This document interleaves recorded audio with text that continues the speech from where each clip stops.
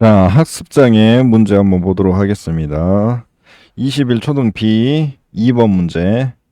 가는 수학 학습에 어려움이 있는 초등학교 2학년 용어의 검사 결과이고, 나는 일반 교사와 특수교사가 나눈 대화, 다는 일반 교사가 실시한 CBM이다 라고 되어 있습니다.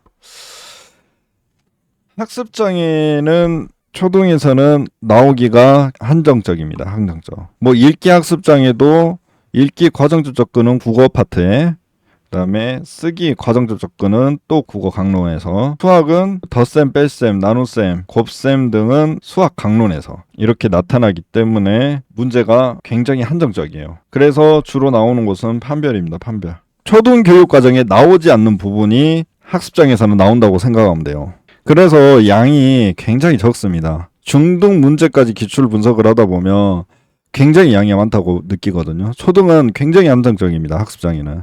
그리고 실제로도 현장에서도 학습장애는 거의 없습니다. 한 번도 못 봐서 나는 학습장애를. 1, 2학년 학생들은 발달장애로 이렇게 진단이 돼요. 특수교육 대상자로 선정이 되죠. 3학년 이상부터는 지적장애 아니면 자폐로 이렇게 나눠집니다. 3학년 때부터. 학습장애는 거의 보기 어렵고 주로 이제 중등에서 이제 판별이 되기 때문에 중등도 거의 없어요. 2점 몇 프로인가 1점 몇 프로인가. 그래도 문제 한번 계속 보도록 할게요. 자, 그러면 각 검사 결과를 보도록 할게요. 지능지수 K-위스크4 지능지수는 107, 그리고 바트는 77. 지능지수하고 학력지수가 나왔네. 그러면 능력성취 불일치에 대해서 이야기를 할 거예요. 지능지수가 107이라면 이 학생의 학업 성취 수준은 107 정도로 이렇게 나와야 돼요. 근데 지능과 학업 수행 수준은 뭐다? 100%의 1에 가까운 상관관계가 아니다. 영향은 있겠죠. 영향은 있는데 지능지수에 따라서 학업 수행 수준에 영향은 있겠지만 지능지수에 따라 학업 성취 수준이 결정되지는 않는다는 말이에요. 대화 내용을 볼게요. 특수교사 뭐요? 수학검사에서 77점을 받은 영호의 실제 수행 수준보다 낮은 것 같아요. 그게 지능지수보다 낮은 것 같다고 이야기하는 거죠. 왜 그렇게 생각하시죠? 라고 했어요. 두 검사 간에 이 사람도 그 이야기했네. 상관계수는 1이 아니기 때문에 지능지수가 평균 이상이라더라도 평균 이상이더라도 학업 점수는 낮게 추정될 수 있어요. 예를 들어서 좀 극단적으로 볼게요. 진단평가에서 제일 싫어하는 정교 분포 곡선. 정교 분포 곡선. 평균이 100이고 표준 편차가 15. 편차가 플러스 3SD라고 보면 이제 145가 되겠죠. 145면 영재입니다. 영재. 저 어디요? 맨사 곧 있으면 맨사 문 닫고 들어가. 맨사 문 닫고 들어가. 근데 이 친구들은 학업 수행 수준도 이 정도가 나와야 된단 말이에요. 지능지수 학업 성취 수준이 110으로 나왔어요. 110으로. 결국 ESD 차이가 나기 때문에 ESD 이상으로 차이가 나버리기 때문에 이 친구는 학습장애로 판별이 되는 거예요. 과잉 판별이죠. 자, 이러한 문제 때문에 두 점수 간에 불일치된 표준 점수를 이용하는 능력 성취 불일치 모델에서는 영어의 학습장애로 과잉 진단할 수 있어요. 라고 되어 있습니다. 단점이 나왔죠. 판별을 보면 능력 성취 불일치가 뭐다? 단점을 부각하는 문제들이 이렇게 나온다. 그러면 장점밖에 없는 중재 반응 모델에 대한 이야기도 많이 나옵니다. 중재 반응 모델은 전부 다 외워야 돼요. 중재 반응 모델을 어떻게 해석을 하는지, 활용하는지, 장점이 뭔지, 단점이 뭔지 전부 다 알아야 됩니다. 그거 정도는 할 수 있잖아요. 자, 일반 교사 학습장애가 아닐 수 있는 용어를 학습장애로 진단하는 것은 큰 문제네요 라고 되어 있어요. 이거 봐봐. 77이면 경계성이요. 경계성. 유의미한 차이가 나타났다는 거 하는 것은 마이너스 ESD 이하일 때예요. 이하일 때. 그럼 한마디로 70 이하일 때. 70 이하일 때. 근데 77인데 지능지수하고 30 차이가 나기 때문에 학습장애로 판별을 해야 돼. 그래서 다른 대안으로 이야기하자는 겁니다.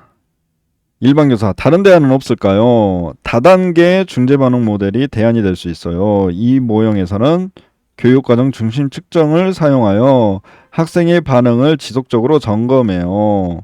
이러한 검사 결과를 고려하면 과잉 진단의 문제점을 어느 정도 예방할 수 있어요. 장점 나왔네요. 중재 반응 모델에 대한 장점. 자, 그러면 이 3번 문제 보도록 할게요. 중재 반응 모델의 1단계에서 용어의 중재 반응 수준을 평가할 때 다 그래프에 필요한 정보 한 가지하고 중재 반응을 평가하는 방법 한 가지를 쓰라고 했어요.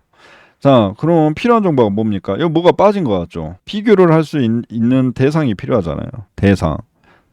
일반 학생들의 수행 수준을 봐야 돼요. 진전도. 그걸 작성해 주시고. 아니면 일반 학생의 CBN 점수. 용어의 CBN 점수라고 했으니까 일반 학생의 CBN 점수라고 이렇게 작성을 해주고. 그 다음에 동그라미 2번은 중재반응 모델을 평가하는 방법을 한 가지 쓰라고 했는데 두 가지의 불일치를 보죠. 뭐죠? 수행 수준하고 진전도. 발달률을 보는 겁니다. 수행 수준, 영어의 수행 수준과 진전도를 일반 학생들과 비교해서 영어의 중재에 대한 반응 정도를 파악하는 겁니다. 이게 정답이에요.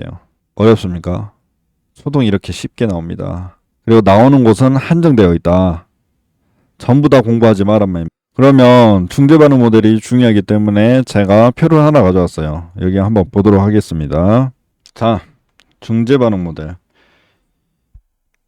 발달률과 학업 성취 수준을 고려한다고 되어 있습니다. 초기의 차이와 시간이 경과할수록 발달률이 떨어지는 것을 이제 파악하는 거죠.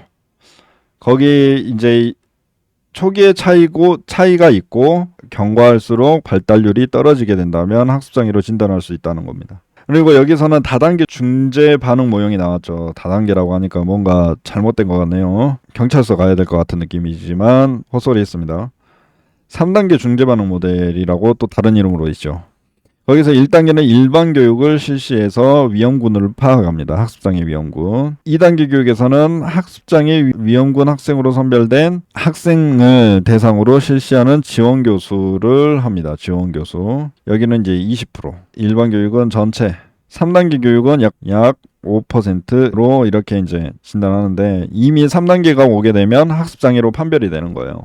장점은 이런 것들이 있습니다. 조기에 판별하여 중재를 한다라는 장점이 있습니다. 조기에 판별이라고는 하지만 결국에는 다른 장애 영역을 진단하는 것보다 느리다. 왜냐하면 이 말은 능력 성취 불일치보다는 빠르다는 거예요. 능력 성취 불일치. 결국에는 이거 진전도를 봐야 되잖아. 그 대체로 이제 16주 정도를 봐야 돼요. 16주 정도. 4달이죠. 근데 능력 성취 불일치는 2학년, 3학년이 될 때까지 기다려야 되잖아요. 그리고 실패를 기다리지 않아도 되고 학습장애 진단 자체보다는 계속 교육이 들어가고 있으니까 판별하는 과정의 일부로 효과적인 교육적 중재를 제공한다. 그 다음에 중재에 대한 학생의 반응에 따라 학습장애 적격성을 결정하기 때문에 외적인 요인으로 인한 학습 부진과 내적인 원인에 의한 학습 장애의 변별이 가능하다. 학습 부진이 뭡니까? 학습 부진과 학습 장애의 차이를 알아야 돼요. 학습 장애. 학습 부진은 외적인 요인에 의해서 학습에 대한 어려움이 생기는 겁니다. 외적인 요인으로 인해 학습에 대한 어려움이 생기는 것을 학습 부진이라고 해요. 외적인 요인이 뭐예요? 교육기에 대한 박탈이 되는 환경이 제공이 됐을 때, 집에 경제가 어렵거나 이제 부모님들이 이렇게 방치를 하거나 그런 상황에서는 학습 부진으로 이렇게 되는 거예요. 내적인 요인으로 의한 학습 장애는 어떠한 특정 영역, 읽기나 쓰기는 평균에 대해 근접해 있어요. 그런데 특히 셈에 대한 어려움이 있어. 그러면 학습 장애로 되는 거예요. 아무리 공부를 시켜도 아무리 집에서 교육적 지원을 제공을 해줘도 학교에서도 제공을 해줘도 학습에 대한 어려움이 생겨버리면 그거는 학습장애라고 이제 편별이 하는 거죠. 그래서 학습 부진과 학습 장애에 대해서 차이를 알아야 됩니다. 특수교사라면. 자, 그 다음 단점은 그냥 읽어보시고 제가 다시 한번 학습 장애에 대해서 설명을 하도록 할게요. 판별 봐야 됩니다. 판별은 다 외워야 됩니다. 다. 판별은 다 외우시고 그 다음에 읽기 학습 장애는 단어 수준하고 글 수준, 쓰기는 철자. 쓰기 과정적 접근은 어디에서 나와요? 초등 국어에서 나옵니다. 읽기 과정적 접근이 국어에서 나옵니다. 수학은 효과적인 덧셈 방법 있잖아요. 그거 있지. 뭐냐. 큰 가수를 기준으로 이어세기, 뭐 부분일출, 직접인출 이러한 부분은 좀 보시고, 문장제 문제를 해결하기 위해 필요한 능력 3가지. 사회성 기술. 뭐 내용 교과 지원 전력도 있지만 사회성 기술 파트가 이제 매우 중요합니다. 판별. 뭐 읽기나 쓰기, 수학은 이 정도 잘 읽어보시고, 판별하고 사회성 기술은 다 외우셔야 됩니다. 자, 그러면 학습장애도 여기까지 하도록 하겠습니다. 고생하셨어요.